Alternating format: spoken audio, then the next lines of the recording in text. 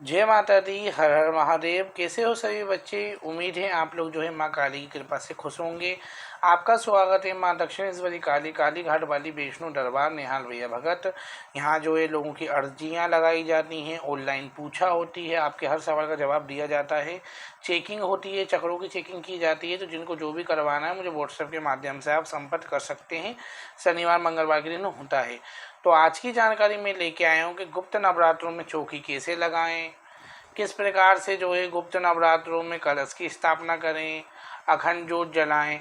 तो आज की जानकारी में यही लेके आया हूँ। मैंने गुप्त नवरात्रि में माँ को क्या भोग लगाएं, इसके ऊपर ऑलरेडी वीडियो डाल दी, आप चेक करें।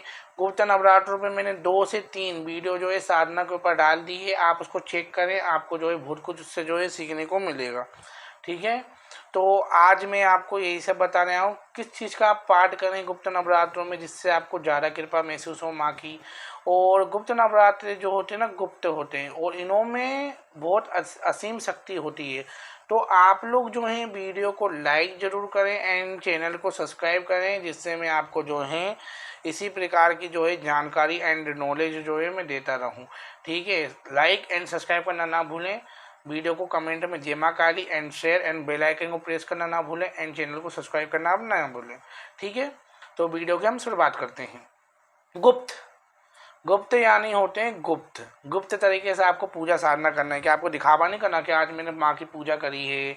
जैसे लेडीज़ों की आदत होती है, बहुत सारे लोगों की आदत होती है कि सबको बताते रहते हैं, अरे हमारी तो पूजा है, पूजा पूजा है ना। इसमें जो है गुप्त पूजा होती है। इसमें 10 महाविद्या होती हैं, जिसमें पहले नंबर पे अपनी महाकाली आती है। तो माँ काली को अगर आपने बना लिया तो 10 महाविद्या तो स्वयं ही आपके पास आ जाती हैं। जैसे कि 10 महाविद्या कौन कौन होती हैं? काली, तारा, महाविद्या, षोडशी, भुवनेश्वरी, भैरवी, छिन्नमस्ताचा, माँ विद्या, धूमावती, बबला सिद्ध विद्या, मातंगी, कमलाकिका। ये 10 महाविद्याएं होती हैं। और ये 10 महाविद्या छिन्नमस्तिका, धूमावती, इसमें से कुछ कुछ देवियों की पूजा जो है गृहस्थी में नहीं की जाती। और इसमें जो है सबसे पहले नंबर पे हमारी माँ काली आती है। ठीक है, तो माँ काली को अगर आप बना लेते हैं इस गुप्त नवरात्रि में, तो आपको जो भी चाहिए, सिद्धि चाहिए, शक्ति चाहिए, या जो भी आपको कुछ चाहिए, वो सब माँ काली आपको स्वयं ही दे देती हैं। तो जानते हैं कि इसमें हम चौकी हमारी कैसे स्थापना करें कि जिससे हमारे ऊपर जो है माँ की असीम कृपा जो है वो बनी रहे। तो आपको चौकी स्थापना कैसे करते हैं? एक लाल कपड़ा आपने बिछा लिया, उसमें जो है आपने माँ की एक सुंदर सी तस्वीर की आपने स्थापना कर ली। ठीक है, सुंदर सी तस्वीर आपने स्थापना कर ली, या आपके पास प्रतिमा है माँ की, तो आप उसकी स्थापना भी उसमें कर सकते हैं। ठीक है, प्रतिमा का मतलब होता है कि आपके पास पीतल का विग्रह हो या धातु का कुछ का भी विग्रह हो। ठीक है, और अष्टदल कमल आप बना सकते हैं चौकी पर। ठीक है, अष्टदल आपको कमल बनाना है। अष्टदल कमल कैसे बनता है? 8 पंखड़ी का फूल बनता है चावल से। अगर आप अष्टदल कमल आप नहीं बना सकते हो तो आप चावल की ढेरी बना लें। आप कलश की स्थापना कैसे करना है? आप मिट्टी का कलश ले लें, या आप जो हैं पीतल का ले लें, स्टील का ना लें। स्टील के कलश को जो है माना नहीं जाता, स्टील का कलश जो है पूजा में नहीं लगता। तांबे का ले सकते हैं आप, लोहे का ले, लोहे का नहीं चलेगा बिल्कुल भी। तांबे का ले सकते हैं आप, पीतल का ले सकते हैं। और आप मिट्टी का यूज़ करेंगे। मिट्टी का कलश बहुत ज़्यादा शुभ होता है गुप्त नवरात्रों में, अगर आप लेते हैं या नवरात्रियों में। आपको क्या करना है? उसके अंदर आपको पहले गंगा जल डालना है, फिर नॉर्मल आपको वाटर डालना है। ठीक है, उसमें और उसको फुल भर लेना है। अब क्या करना है आपको? उसके ऊपर सातियाँ बनाना है आपको, और सातियाँ बनाने के बाद जो है आपको उसके ना कंठ में कलावा बांधना है। कलावा बांधने के बाद आपको क्या करना है?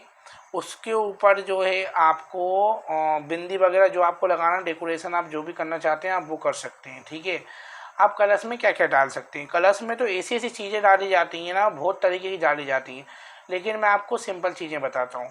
उसमें आप एक तांबे का सिक्का डाल सकते हैं, या आपके पास चांदी का सिक्का है तो वो डालेंगे तो बहुत शुभ है।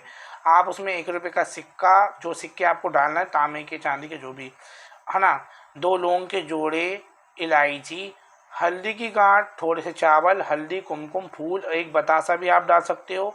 लक्ष्मी प्राप्ति चाहिए आपको तो आप उसमें कमल गट्टा भी डाल सकते हो, कोड़ी आप डाल सकते हो लक्ष्मी प्राप्ति के लिए, और एक जायफल भी आप डाल सकते हो। माँ काली के कलश में नींबू तक डलता है अगर आपको डालना है तो। ठीक है, मेरे इसमें थोड़ी जो है नॉलेज अलग मिलती है ना, नॉर्मल से। अगर आप सिंपल कलश स्थापना करना चाहते हो तो उसमें क्या क्या डालेगा, 1 रुपये का सिक्का, ठीक है, सिंपल बिल्कुल 1 रुपये का सिक्का, हल्दी की गांठ, सुपारी, है ना, फूल, हल्दी, कुमकुम, जो अक्षत वगैरह जो है आपको डालना है ना। उसके बाद जो है आपको उसमें 5 आम के पत्ते लगाने हैं, 5 आम के पत्ते आप लगा सकते हो। आम के पत्ते नहीं हो तो आप पान के लगा सकते हो, अकौए के भी आप लगा सकते हो, है ना। और बहुत सारे प्रकार के पत्ते और होते हैं, आप वो भी लगा सकते हो। आपको हल्दी कुमकुम लगाना है। अब उसमें जो है अगर आपकी कोई भी इच्छा नहीं है तो आप नारियल को खड़ा रख सकते हो, ठीक है। लेकिन आपकी कोई इच्छा है तो यजमान की ओर कलश का नारियल का मुख होना चाहिए। कैसे, आपको जो नारियल की 3 आंखें होती हैं उसका मुख अपनी तरफ करना है, यानी कि आपको नारियल को जो है उसके ऊपर लेटा के रखना है। एक ढक्कन रख लें, उसमें चावल रख दें, ये पत्ते आपने लगा दिए, चावल की कटोरी रख दें और उसके ऊपर नारियल के ऊपर चुनरी लपेट के, सातियाँ बना के, कलावा लपेट के उसको जो है अपनी ओर मुख करके आपको रख देना है। ये हो गई आपकी कलश की स्थापना। अखंड जोड़ के नीचे आप जो हैं, ठीक है, थोड़ा सा है ना कुमकुम वगैरह डाल के जो है चावल की ढेरी दे के उसको आसन दे दें और अखंड जोत आप उस पर रख सकते हैं। अगर आप अखंड जोत नहीं जला सकते हो तो आप सुबह शाम की बाती भी जला सकते हो।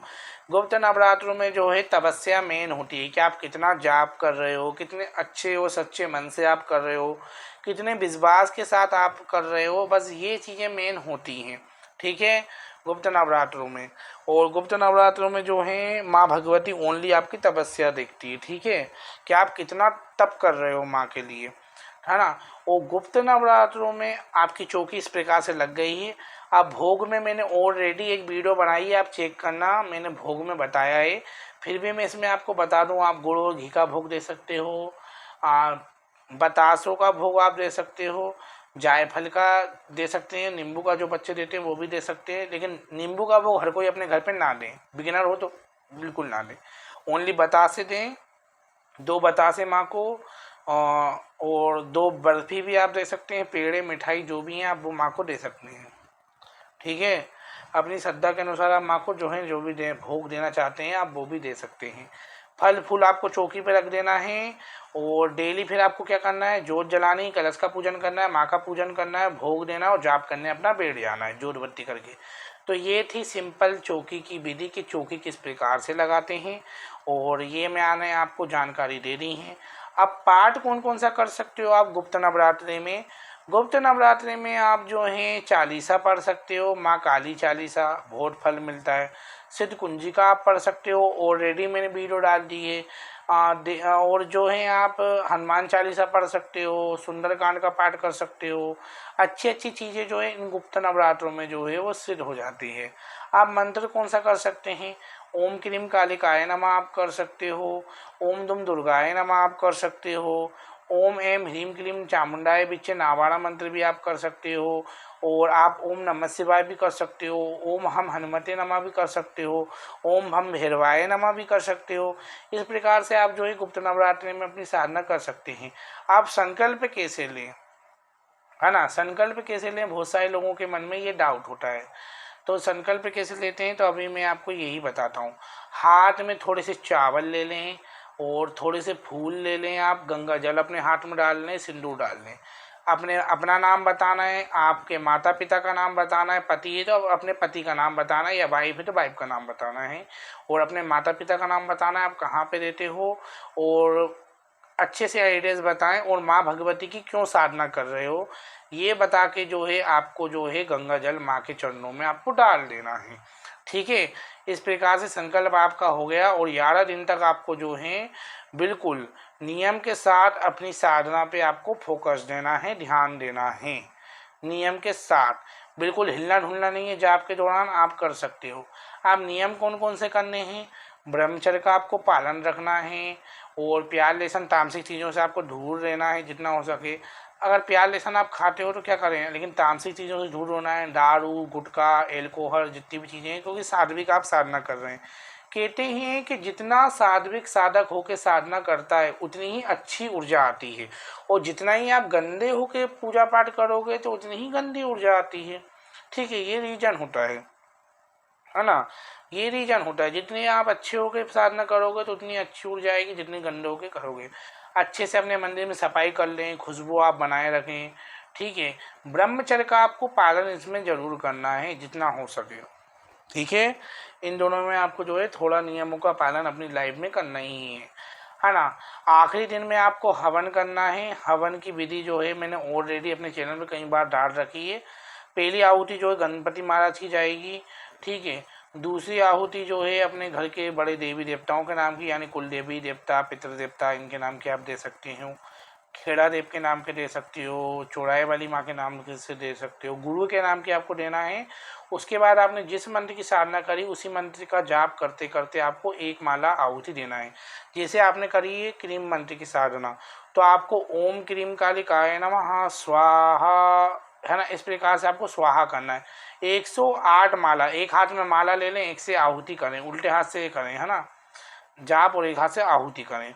और उसके बाद जो है आपको क्या करना है कि आखिरी दिन आप जो हैं हवन आदि हो गया, सब कुछ आपका हो गया। मैं बड़े अच्छे से आपको बता रहा हूँ, आप ध्यान से सुन लें, ठीक है। आखिरी में आप किसी भी कन्या को 16 श्रृंगार दान कर दें, गाय माता को दान कर दें, या आप दान पुण्य अवश्य करें, या आप दरबार में, या तो आप मुझसे देख के सीख रहे हो कुछ भी, तो आप मेरे दरबार में कुछ भी दे सकते हो गुरु के, एजेस गुरु के नाम पर। आखिर जैसे मैं भी अगर साधना करता हूँ ना, तो मैं ना कन्याओं के नाम पर, या अपने जो भी मैं जिनको भी अपना मानता हूँ, है ना, और अपने भगवान के नाम पर कुछ भी श्रृंगार दे देता हूँ या कन्या पूजन कर देता हूँ। तो आप भी ऐसा कर सकते हो, ठीक है। और जो जिनके भी गुरु हैं, तो वो आखिरी दिन जो है अपने गुरु को दक्षिणा या जो भी उनसे बने वो दे के आ सकते हैं, तो आपकी साधना सफल होगी, आशीर्वाद लेके आप आ जाएं। तो ये साधना के नियम थे। उम्मीद है आपको जानकारी पसंद हो जाएगी होगी। आप कह रहे होंगे निहाल भैया इतनी नींद में क्यों बैठे। मैं क्योंकि रात में वीडियो शूट करता हूँ, रात में होती शांति, ठीक है। बाकी आप लोग लाइक ज़रूर करें, चैनल को सब्सक्राइब करना ना भूलें, मैं आपके लिए ऐसी ही जानकारी लेके आता रहूँ, ठीक है। वीडियो को लाइक ज़रूर करें। जय माता दी, हर हर महादेव। जय माता दी। माँ भगवती का आशीर्वाद आप सब पर बने रहे, माँ भगवती आपको खुश करें। और हनुमान जी आपके पास बैठे हैं अभी। जय माता दी।